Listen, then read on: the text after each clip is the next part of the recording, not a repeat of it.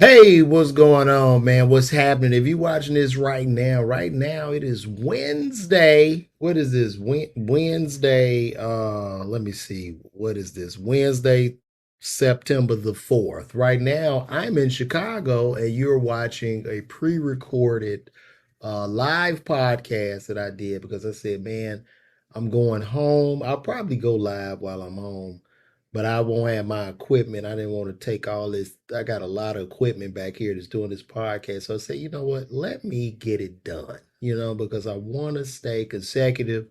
Shout out to everybody that's been pulling up, man. We had 4 consecutive weeks of this podcast straight. I want to say shout out to everybody that's tuned in.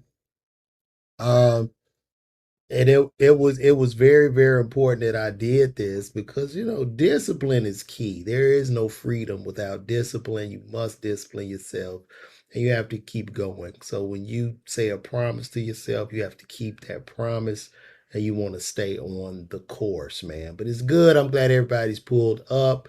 My pops is doing well. I want to thank everybody for all the prayers and well wishes. And right now, my mom is watching this pre-recording, and I'm standing next to her, and she's wondering like, how you doing? How you doing live, and you right here in the kitchen? And this is what's going on right now. A few things I want to talk about. There's been a whole big thing of honorary doctorate degrees going out and being handed out to entertainers and people that are like, I have some friends that have gotten those honorary doctorate degrees, and people have asked me, how do I feel about honorary doctorate degrees, being that I have a actual doctorate degree as a PharmD degree. Uh, I don't. It doesn't really bother me that much, but I've talked to some of my colleagues, and it really gets under their skin, and understandably so, because you go to school for so long, incur so much student loan debt to obtain the doctorate degree with rigorous course study, exams, all that shit of the like. And then you look up, it's just some person with a huge social media following, they just hand them this degree or this doctorate. And what's happening now, what I'm starting to see is that they have actual, you can go online and just buy you a doctorate. I'm not going to reveal the site, but I saw where you could actually go buy a doctorate degree for $4,000. You don't even need to do shit but to add it to the shopping cart. And for another, I believe, 1,300, they will give you a ceremony. So this is where we're at right now, and what makes me most pissed off about that is that I didn't come up with that idea sooner, because I would love to sell you guys certificates for 4 and 5 grand, and you can call yourself a doctor. But the thing about that is how does that feel? Like when you have that, does that make you feel special or proud of that shit? Like, because I know when I earned mine, it was a lot of hard work. It was very, very difficult. I felt like I was jumping through hoops of fire to earn that shit. I lost weight, breaking down over chemistry tests and biochemistry tests and all that shit, crying, trying, you know what I mean? So, it was earned and not given, which, I had mentioned something about Bronny James and going straight to the league and nepotism. And it's cool. I think he's a great player, but and everybody would do that for their child. But the thing about it is, you will do that shit for your child. But when we really start, and pretty much nepotism is pretty much done behind the scenes, it's subtle. But when we begin to openly celebrate it, it will block some of our children from opportunities that they even deserved. And I don't know if that's necessarily right, but as far as these honorary doctorate degrees, hey, do you? And I would just advise people, if you're mad about them or whatever, I understand. And then on the other side, I would just encourage all of you to just Google doctorate degree and just order you one. Fuck it. I mean, at this point, it's just a piece of paper on the wall. The only reason I even have my doctorate degree because that was the only option. The PharmD was the only option. You couldn't get a bachelor's in pharmacy. I just want to do everything I need to do to take my tests and then pass my board exams so I could practice at that time when I was practicing pharmacy. Also, too, I've been noticing I was looking at that YSL case, and that's today because today I'm doing this right now. This is a week out. But the guy they got up there, the YSL Woody guy, uh, Young Thug's defense team did a brilliant cross examination on Woody, and it seems that they have effectively pinned the murder of Donovan McNutt Thomas on Woody without saying he killed it. And Woody made a deal. Woody made a deal with the prosecution. Is that yeah? He made a deal with the prosecution, an immunity deal, and that he would testify. And, Woody's played dumb and did all this shit on the stand. But in that deal that he made, he's immune from everything but the actual murder of Donovan McNutt Thomas. And I'm no legal professor, no law dude, but it seems that if as Young Thugs, as they're pinning this murder, it looks like they're pinning it on him. They're gonna try Woody for that shit. It seems like that will be the next way they go and just lock him up. It's really sad. You can't win, man. These laws, you make these deals with these people, they're not gonna let your ass win, and then they might end up railroading the young brother. And Woody seems to be a very intelligent young man, and unfortunately, I don't want him to go down, but unfortunately, that's just the nature of the beast when it comes to just a life of crime and being a street nigga. This is what happens. It's only two options: death or jail. And I'm saying that as a 47-year-old man, but I grew up in that environment, and I'm glad I have my dad in my life, who I'm here rehabilitating right now in Chicago to kind of steer me straight and put hands on my ass if I got out of line. But prayers up to him in that regard. And it looked like they're gonna throw this case out. I'm sure the Young Thug case is going to end up being a mistrial, or he will be found not guilty. But I do believe after this, and it's looking like with this Young Thug case, it's looking like there was a lot of corruption in this, where they tried to just wrongfully pin all this shit on Thug, and they did just a lot of wrong shit. And I think like it's going to be Fonnie Willis will have a rough time, when the smoke clears with this. There was just so much corruption in this case. I think the trial was somewhat unfair, and I just don't think the defense was competent at all. I mean, there was so many holes. There's so many holes in this trial, and just shit falling apart.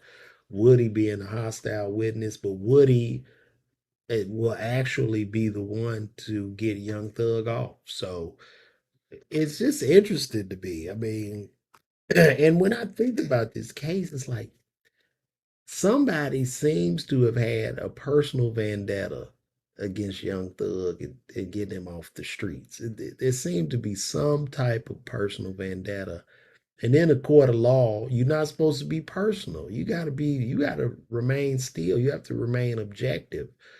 But I do think when they really get under the hood of this, I believe that Young Thug will sue Fulton County, and a lot of heads will roll in regards to this case. I'm just seeing that. I'm seeing that writing on the wall, man. I did a video a while back in regards to the interview with Cam Newton and Dr. Bryant. Dr. Bryant, I don't know her first name, but she was the female. She's a relationship coach, and she's 41 years of age, attractive woman, but she's single with no children. And is that an alarm if you got a relationship coach? Should the relationship coach be in an actual relationship, or should they not?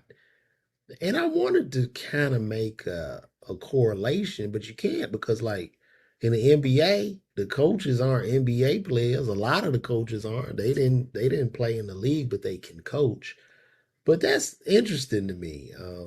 And there's no shade, you know what I'm saying? But after listening to her, she made some valid points, but there seems to be just a air of delusion with the young lady. I mean, it's just delusion. You know, if 41, I think it comes to a point, and I don't want to seem misogynist or no shit like this, but I think it comes to a point where the man and woman, to find real love, you to an extent you're gonna have to settle. Like even in the beginning, you see the motherfucker they hot. This the you got your dream person, they got their dream person. What'll end up happening over time is when you know you get to know the person. There could be some flaws or some shit you don't like, and there could be some things they don't like about you. But the love should be able to get you through both of those things. So I don't believe there's a such thing as a perfect relationship in either on either side. But you just have to come to terms. Like, and y'all gotta quit watching all this Instagram and shit and thinking like all these relationships are perfect. Like, those people that you see, they piss on the floor too. They are pissing on the floor. They're doing what they do. And hold on one second. I got a text. But they pissing on the floor and arguing and shit too. All in relationships. And I even saw a study where it said that people in happy relationships rarely post their significant other. And I've been feeling that way. Like if you gotta post a motherfucker every day, every minute, y'all kind of fucking miserable on the low. Like who are you? It's almost like you trying to prove your happiness to you trying to prove your happiness to somebody. You know what I mean? Who you proving this shit to? Do you love this person or we supposed to love the person? That's what I want to know. Who are you proving this to? I'm sorry, I was getting text y'all because right now, even though I'm already in Chicago, my wife is texting me to see what time my flight left, and I'm gonna drive myself to the airport. So that's all that was about. So excuse me. But in those relationship shits, this show the man woman. I look at some of them like on TikTok and shit, and they be looking all beautiful and shit, and motherfuckers dancing with the family and all that shit. And my Virgo brain goes, this is a monster show. I said when they turn that camera off, I'm detecting that this shit is not as cool as it looks. It's like these people are reading scripts. Like they're reading scripts. They have a cameraman, a boom mic man for your family and shit. All that shit is fake. They turn the camera off. Fuck this. You didn't get the scene right, you bitch. Like they're just going in on each other. But love is real. But real is real. You know what I mean? You argue with your other person. You love your other person. You go through a lot of ups and downs. And the longer you with a person, you and that person change. You not neither one of y'all are the same person through the years. I met my wife back in 2001. I am not that guy. And she's not that same young lady that I met. You know what I mean? Because we meant you mentally kind of grow, but none of the shit is fucking perfect. People gotta wake up from that shit. Quit getting so caught up in this internet shit. Cause all this shit is fake, man. Especially now, you could do shit with the green screens. I could act like I'm for like right now, I'm in Chicago, but you'd think I'm at home doing this shit, but I'm not. I'm at the crib doing, being with my parents, right? But all this shit is fake. You could go rent a little booth and act like you're on a private jet, or you could go get fake money and count stacks and stacks of money. It's just all fake. You just have to, but it's hard though, because in this society, it's hard to keep those blinders on because the fear of missing out. You know what I mean? Like the constant need to compare yourself to others. You know what I mean? And the word I will leave today is never compare. To compare is the devil. Never compare your life. Never measure yourself by that of another man's yardstick. Because no matter how well you're doing, there will be somebody doing better than you and somebody doing worse than you. So all you could do is just pretty much just stay on course and compete with yourself. That's it. Just do a little bit better than you did the last time. Call it a day and accept the journey. I'm not trying to turn this shit into no motivational speaking shit, but I'm just really talking off the cuff and really talking about how I feel. I have been back in the gym a lot lately. I'm feeling good. I've been doing burpees and shit. Them shits get you right. And my body is feeling better. I'm feeling a lot stronger. My breath, my breathing, and all that shit. I'm feeling more oxygenated because that's a very, very important part when you're working out. Make sure you're taking in enough oxygen. Make sure you are getting that oxygen in because that's going to give you the energy that you need. You get them tissues good and oxygenated, you will win. As a matter of fact, I saw on Instagram people were doing hyperbaric chambers where they hyperbaric chambers, like back in the day, Michael Jackson used to be in them shits. He'd be in a hyperbaric chamber, and they just increase the oxygen, and then that oxygen, I guess, comes in bursts, like it's a whole bunch of fucking oxygen, and it gets in the blood cells, in the platelets, and you just feel refreshed. And allegedly, laying in the hyperbaric chamber can cause some age reversal as well as stimulating stem cells in the body and growth. And I'm gonna try that shit. I'm gonna take my camera with me, and I want to do that. I want to go lay in the hyperbaric chamber. I don't know how much it'll cost, but I'm definitely gonna go and get at a shot. And I'm gonna do a little documentary on that. And make sure y'all remind me the next show that I do, the next video show that I do, make sure you remind me of that. Also, too, even though I'm in Chicago right now, but I will be back again because I'm going home tomorrow. Um, but when I'm back, I'll be doing the Chicago Comedy Festival along with Lil Rel, Sherry Shepherd, Jess Niche, and a lot more hilarious comedians from Chicago. We're gonna be doing that down at the DuSable Museum. So pull up to that. Y'all pull up to that shit. Y'all pull up to that shit. Get a ticket, man. Come see me get down. We're gonna have a good time. I'll be there giving, young up and coming comedians some game, the new comics. But the game I really have for new comics is this. If you trying to get in this, the game is far different from how I came into it. It's just basically about you finding your tribe, finding your fan base. I mean, funny is cool. I would say definitely go hit the stage, but there are no gatekeepers. Um, and just take, if you see somebody winning, just take little pages out of their book. Like if you think I'm winning, or feel if I'm winning, you see I got a podcast, start you a podcast. You see I'm doing whatever videos, do the shit too. Just grow your fan base, stimulate that because at the end of the day, your job is to bring value to people and laughter. And then when you go to your clubs and stuff like that, you want to be able to put those asses in those seats.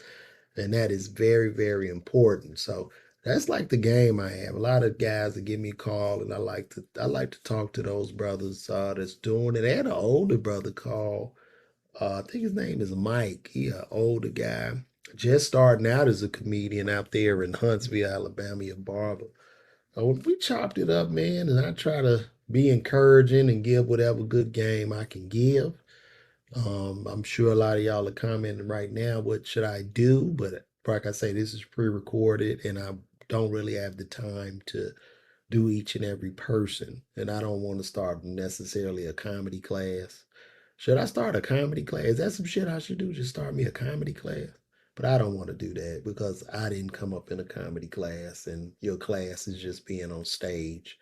If the stage matters. And speaking of comedy, do yourself a treat Check out Adam Sandler Netflix special, man. I watched Adam Sandler's Netflix special. I thought that shit was brilliant. Like, because he was just being funny, man. It wasn't like thought provoking or no shit like that. It was just him being funny. He bringing out the guitar, he singing songs and shit. He doing it in a joke, and it's just really him.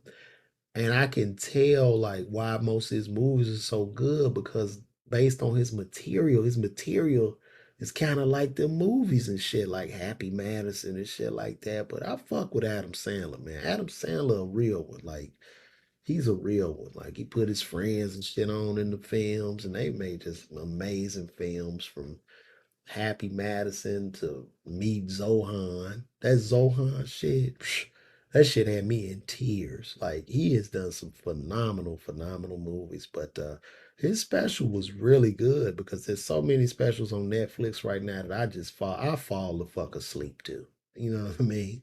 I'm looking at this shit, my eyes begin to water, and a lot of comedian Netflix specials have become like ASMR for me to get some sleep. And you guys should turn on a lot of them. I'm not saying no names. I'm not trying to throw no salt. There are thousands and millions of comedian Netflix specials on there. But turn some on and just put them on in the background. You will get the best fucking sleep that you ever thought of in your life. Like really, it's just very difficult to find those real good ones. But that Adam Sandler, I give that shit two thumbs up. I, I would start tearing the others down, but I don't have time for that, and it only isolates your fan base, and people don't like you no more. So I'm not gonna do that. I'm not gonna do it when keeping it real goes wrong. Shit, I'm not doing it. I don't have that in me right now. So that's what it is. The new iPhone 17, the 16 is coming out.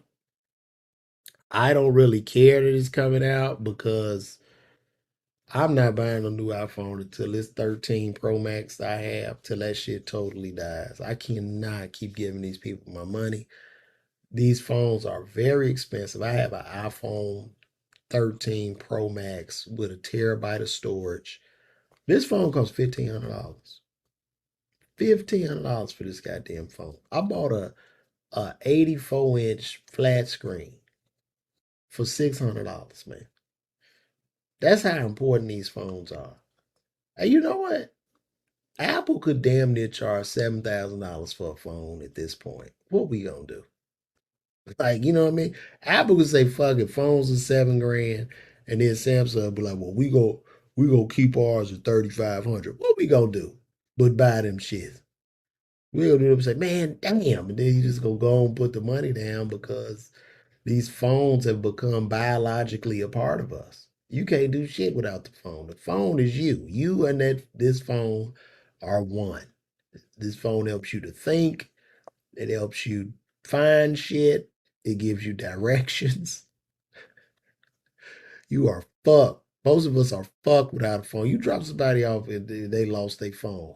You see the panic you have when you can't find your phone? You don't give a fuck what's going on. Somebody could tell you their mama is on fire right now. You be like, what, your mama on fire? Oh shit. And you start patting your chest and shit in your pockets. You like, man, I gotta find my phone. Like you feel like you lost the organ if you can't find that damn phone. You tear up everything. And one thing about being married, like if my wife can't find her phone, she make the whole family go on a hunt to find her phone. When I lose my phone, don't nobody go on no hunt. I just go looking for it, but nobody helps.